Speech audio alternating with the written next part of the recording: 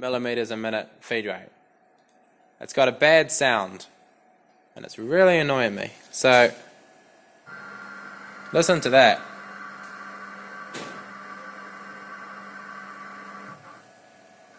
Okay, and then you can look at it here.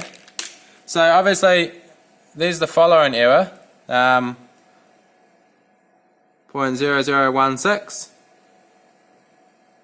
So that's a thousandth of a mil. So that's mint. I'm quite happy with that. And that's actual following error coming from Linuxcnc. So I've got the encoder coming back into my MESA 7976 spindle encoder currently, just to use an encoder, and that's the sort of actual feedback error I'm getting.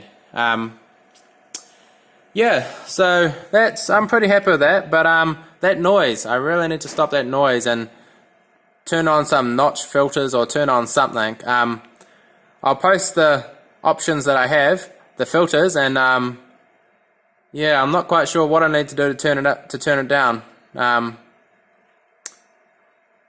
If I decrease my gain, it just stops the following error, and it's not really oscillating. It's just, well, it is, but it's not actually getting any bigger. It's just annoying. But yeah, anyway, so that's my tuning fun for now. Thanks.